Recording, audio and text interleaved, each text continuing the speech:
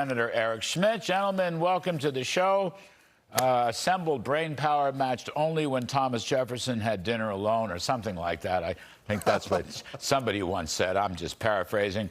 I wasn't quite there yet. Senator Tuberville, Howard Lutnick. I think he's going to be a bulldog for America at the Commerce Department. What you think, sir? No doubt, Larry. I had a chance to meet with Howard a couple of weeks ago in New York, giving my input on a few of the cabinet nominees, but he's done a yeoman's job. He's worked very close with President Trump. This has got to be almost an impossible job of putting this many people together at one time, because we need to hit the ground running in the very near future. But he's not just a great business person, Larry. He's a great American. He believes in this country, and that's what we need working with President Trump, somebody that's going to believe in America first, hit the ground running, and he'll do a great job in the Commerce Department. You know, Senator Schmitt, the point I made on tax cuts, I mean, I think tax cuts and the big reconciliation bill probably take up an awful lot of your time in the first the first coming year, 2025, of the second Trump administration. But one thing, I don't want to let this slip by. I know Senator Tuberville agrees with this, but the revenue feedback, the economic incentives of lower tax rates creates tremendous growth, which in turn throws off revenues far greater than the so-called static economic models predict. I mean, we've seen this for the longest time. I mean, when I worked for Reagan in the budget office many years ago, they wouldn't allow for the Reagan lower marginal tax rates, but revenues exploded. It was true way back in the JFK years. I wrote a book about that subject. Trump's tax cuts in 2017, if you ever look at the baseline that CBO laid out in 2017 and look at where revenues are today, it's not even close. Revenues are almost twice as high as they were estimated. So I'm glad that Howard Lutnick, and I certainly hope the next Treasury Secretary, believes in revenue feedback and dynamic scoring models. And I think, you know, you all in the Senate, you got to push this. This is going to be very important for getting those Trump tax cuts passed. I agree, and I'm on the Joint Economic Committee, and we had a discussion today about this very thing. We've got to be able to articulate how it matters to real people, and you're right. When you had broad-based tax relief, Larry, whether it was JFK, Ronald Reagan, President Trump, you've seen revenues rise and people keep more of their, more of their own money, which is the point. And so that's what we saw in 2017 and beyond with those tax cuts. And I think, telling the American people what's on the line, all those tax cuts for middle-class families, they're going to go away unless we extend them. We ought to make them permanent, by the way. Also, yes.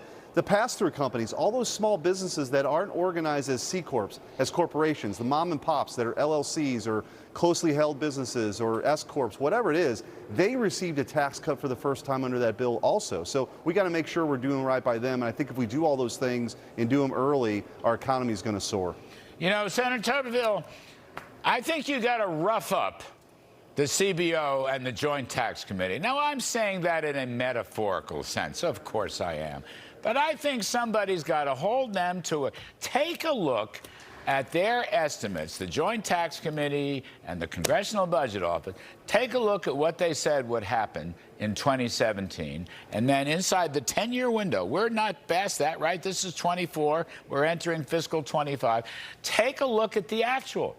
The actual is vastly greater than the predicted. I don't want to spend all night on this point, but somebody's got to push that crowd around, because they're always wrong, and they might just sabotage the Trump tax cuts. They've tried before, Senator Tuberville. Well, the truth is what we need to look at, Larry. You're exactly right. We got to keep pushing what works. People don't understand. We try to invent the wheel up here. We don't need to invent the wheel. We know what works. We know what doesn't work. And we've seen this tax reform. We need to get it done very quickly. I don't know how long it's going to take. We need to get it done very quickly. We need to get regulations out of the way. We need to get the tax reform done. And as Eric said, do it permanently. We need to help the American people put money back in their pocket. My goodness. But the truth is something that we got to stay with and understand that the facts are there. By the way, Senator, on this point, I'm just going to put this in. It's grist. We got to move on in this segment. But, Senator Mike Crapo, who I guess is going to be chair of the Finance Committee, he's a very smart man, very smart fella. And I've talked to him. Senator Schmitt, I'll throw this at you. I've talked to him. There's such a thing as a current policy baseline. I don't know if you're familiar with it. CBO uses a current services baseline, which is their long-term estimates. But you have a popular policy that's built into the budget forever and ever. A lot of people think you don't have to rescore that. You don't have to rescore that. And you know who used that principle?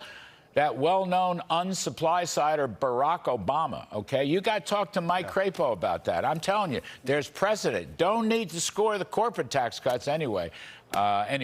Fellas. Larry, I think that's a great point. The other thing to keep in mind here is the Democrats opened the door on this reconciliation process, and for the viewers at home, it means if you've got the House, you've got the Senate and the White House, and it's tax-related provisions that are budget-related, you only need 51 votes in the Senate. They pushed the envelope on that with the Inflation Reduction Act. We have an opportunity to include regulatory reform in this tax cut bill if there's budget savings. And I personally intend to push that because I think that getting government out of the way on whether it's offshore leasing or whatever can be a boom for our economy, increase revenues, and we ought to include that in this package. I love that. I love that. You know what? Including permitting reform could well work its way in. You're 100% right. Gentlemen, now I'm going to play some Trump tape. I believe it was from his victory speech, and then you'll see where I'm going. Hang on one second. Here it comes. America has given us an unprecedented and powerful mandate.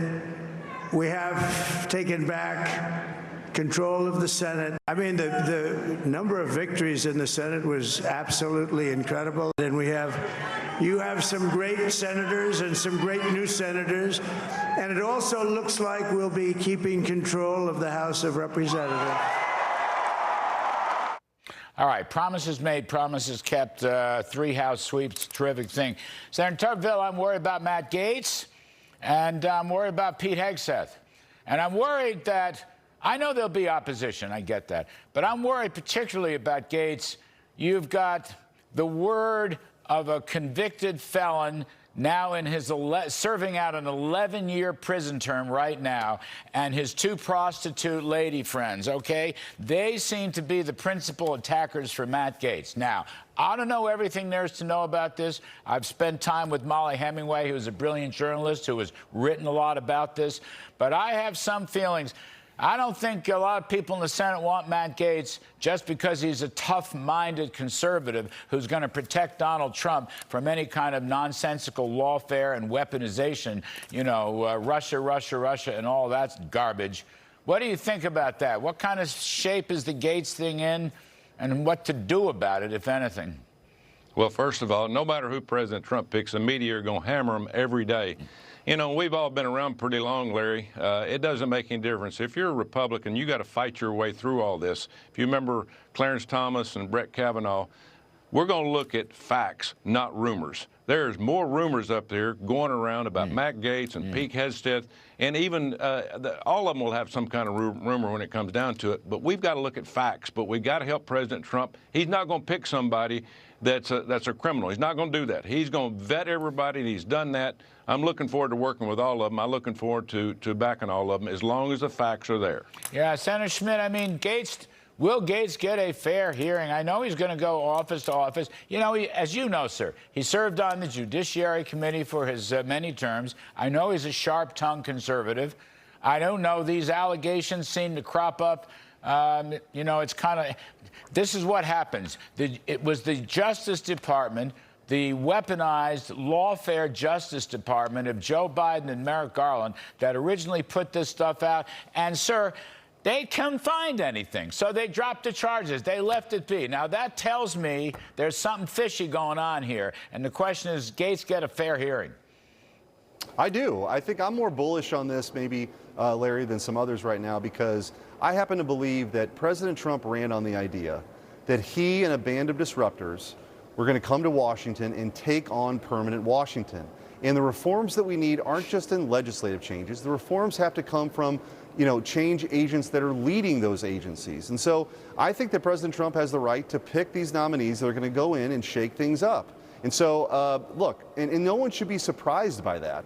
And so whether it's, you know, it's Pete Hegseth or it's Matt Gaetz or whoever it is, President Trump deserves the opportunity to have a Department of Justice that goes after some of the corruption that has taken place in the last 4 years. So I look forward to that hearing. I think Matt Gaetz is going to show well in that hearing. But I think that people right now, Washington is, one big sewing circle sometimes, and people are always pearl clutching. But the truth is, these agencies, and especially the Department of Justice, need some disruptors in there to shake things up. Yeah, and Senator Tuberville, last one to you. You know, with Pete Hegseth, the charges thrown at Hegseth were settled years ago. Nothing happened. In fact, if anything, Hegseth was attacked. But, lawyers crop up. They just happen to be Democrats.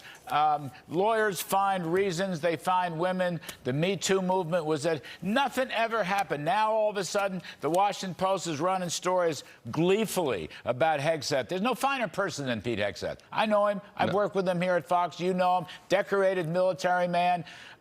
We both went to Princeton, but I won't go there. Anyway, I'm just saying, Hegseth is as good a citizen as you're going to get.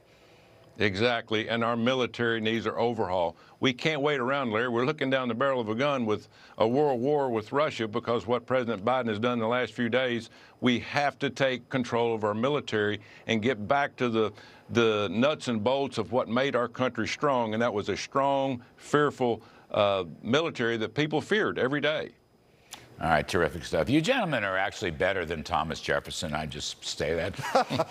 Senator, Put that on my tombstone. I don't know if that's true, though.